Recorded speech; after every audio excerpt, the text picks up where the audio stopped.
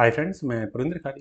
Friends, आज की यहाँ हमारी गेम वंस अगेन आथिर जी की वीडियो रिकमेंडेशन है, जिस गेम के ऊपर उन्होंने मुझसे वीडियो बनाने के लिए कहा था। एक्चुअली में उन्होंने देखा जाए तो इसी गेम के ऊपर वीडियो बनाने के लिए कहा था, लेकिन मैंने पहले शायद गलत गेम सेलेक्ट करी थी, पर वो भी बहुत शानदार गेम थी। Auto Zimmerman versus Edgar Walther. Friends, 1955 Zurich Switzerland की गेम है। इन दोनों खिलाड़ी के बीच में यही दो गेम खेली गई थी। इन्होंने इस गेम का टाइटल भी मुझे बड़ा अच्छा सजेस्ट किया है, आपने पढ़ ही लिया होगा, अ साइलेंट।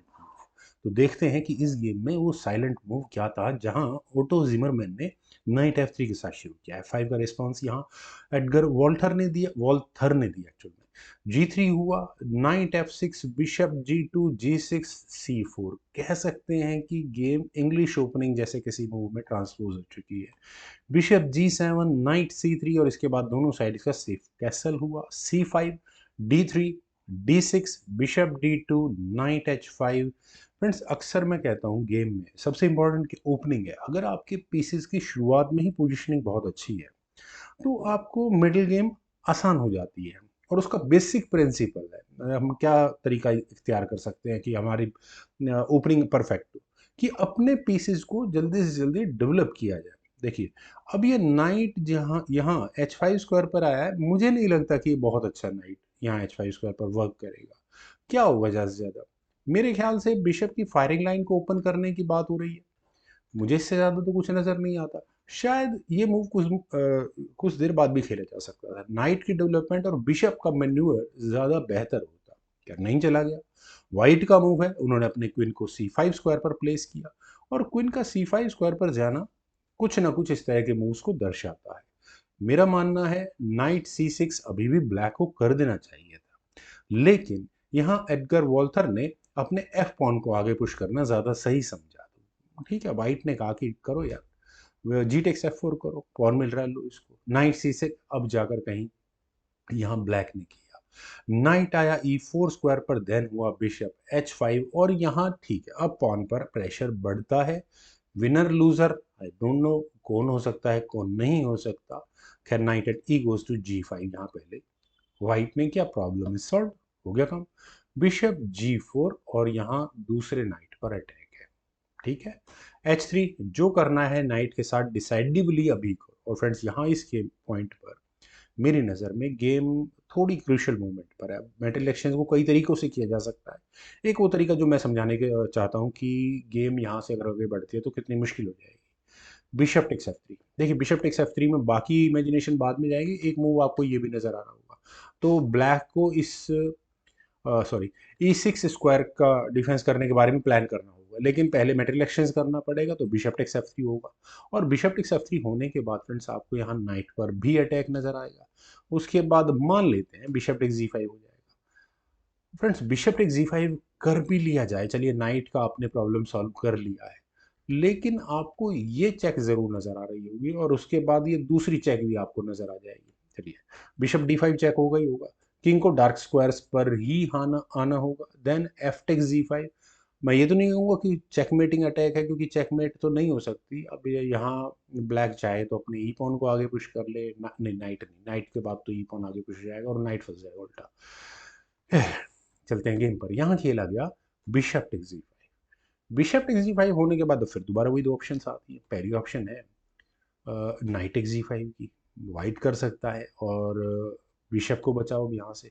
बिशप बचाने के लिए क्या करना पड़ेगा, डायरेक्टली चाहे तो पॉन को लिया जा सकता है। एक और मूव है नाइट D4।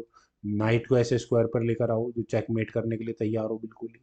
यहाँ से तो रुक E1, कोई फर्क नहीं पड़ेगा। बिशप टेक्स C2 फिर भी कर लिया जाएगा। हाँ, ये भी एक अच्छी ऑप्शन है। खैर, नाइट टेक्स G5 मतलब वाइट के लिए अच्छा नहीं है। तो वाइट ने कहा कि ठीक है, मैं एफ टेक्स G5 पहले बिशप को एलिमिनेट करूंगा। उसके बाद वो bishop takes F3। Bishop takes F3 होने के बाद अब ये चेक आपको नजर आ रही है, बिल्कुल नजर आ रही है। और यहाँ नाइट को एलिमिनेट करने की तैयारी, दोनों ऑप्शन है। तो एडगर वॉल्टर ने यहाँ किया रुक sacrifice, rook takes F3। Friends, मैं ये बिल्कुल नहीं कहूँगा ये जो रुक सेक्रीफाइस आया है ये कोई छोटी सी प्लानिंग के साथ आया है। ये बहुत लंबी कैलकुलेशन है। यहाँ पर नाइट का मैन्यूअर यहाँ नजर आ रहा है कि क्या होने वाला है। ई टेक्स F3 एक्शन सेक्रीफाइस को एक्सेप्ट किया गया। उसके बाद हुआ नाइट D4। नाइट के D4 स्क्वायर पर आने के बाद पहली तो थ्रेट है फॉक देने की किंग और क्वीन पर, और दूसरा पॉन पर अटैक है। दोनों काम हो गए। क्या करें, किंग को मूव कर लेते हैं G2 स्क्वायर पर, थोड़ा सा बेटर होता, पर कोई बात नहीं। यहाँ क्वीन आई D1 स्क्वायर पर और उसके बाद हुआ क्वीन D7 और दूसरे पॉन पर अटैक आ गया, तो इसका मतलब मूव थोड़ा प्रॉब्लम वाला था ना। किंग G2 पहले बेहतर वर्क करता। अब प्रॉब्लम क्या है, देखिए नाइट की वजह से, सॉरी बिशप की वजह से नाइट यहाँ अभी F4 स्क्वायर पर नहीं आ सकता, लेकिन रुक F8, प्लानिंग वही है। नाइट की जैसे ही यहाँ पर आपको फॉक नजर आएगी, क्वीन की एंट्री होगी, वो भी चेक देने का साथ खतरनाक मूव हो जाएगा। पहले खेला गया F4, चलिए F पॉन आगे push. Friends F4 pawn push, ये मुझे थोड़ा गड़बड़ लग रहा है। देखिए रुक टेक्स F4, दूसरा रुक सेक्रीफाइस किया। अब क्या करें, देखिए जानबूझ कर किया गया मूव है, 100% आप नहीं कर सकते, नहीं एक्सेप्ट कर सकते। बिशप E3 जैसा मूव थोड़ा गलत खेल सकते हैं, एक जो प्रॉब्लम दूसरे वाली है उसको हटाने की कोशिश की जा सकती है, लेकिन उसके बाद रुक ऐसे स्क्वायर पर आएगा, ये दूसरे रुक से डिफेंस हो जाएगा, था यहाँ पर बहुत कुछ। लेकिन यहाँ खेला गया बिशप टेक्स F4। ऐसा होने के बाद सबसे पहले आई बात नाइट टेक्स F4। फ्रेंड्स ये वही मूव है जिसे आर्थर जी ने साइलेंट मूव के नाम कहा था। देखिए फॉक आई है, क्वीन की एंट्री डायरेक्टली हो जाती है, यानी कि किंग को अगर G1 स्क्वायर पर लेकर गए तो क्वीन टेक्स S3, और अब बचो चेकमेट। कैसे बचोगे, मुझे तो लगता नहीं कोई तरीका होगा। खैर चलते हैं जरा गेम पर। यहाँ खेला गया किंग G3, क्वीन की एंट्री फिर भी हो गई, लेकिन आप यहाँ नाइट बचो पहले, तो ये भी क्वेश्चन। अब नाइट कैसे बचे, नाइट बचा नहीं यहाँ एडगर ने, उन्होंने यहाँ किया क्वीन टेक्स H3, सीधा सीधा चेक दी, किंग टेक्स F4, नाइट गया। फ्रेंड्स मटेरियल वाइज देखें, अगर जरा सी भी चूक हुई तो यहाँ बहुत बुरा हाल होने वाला है ब्लैक का। ऑलरेडी सिर्फ क्वीन और नाइट के भरोसे ये गेम चल रही है फिलहाल। नाइट से चेक आई, किंग गया E4 स्क्वायर पर, देन हुआ knight takes G5 check. Friends वो दूसरा नाइट ही है जो इस किंग को बेचारे को नचा कर रख देगा यहाँ इस गेम में। अगर यहाँ से किंग D5 जैसे स्क्वायर पर जाता है तो अब क्या करना है चेकमेट करने के लिए, अगर आपको क्वीन F5 चेक का मूव नजर नहीं आया है तो यहाँ ये checkmate with the help of that pawn, कोई एस्केपिंग स्क्वायर रहेगा नहीं, ये होगी चेकमेट। तो किंग के लिए बचा है F4 स्क्वायर, दूसरा कोई स्क्वायर है भी नहीं।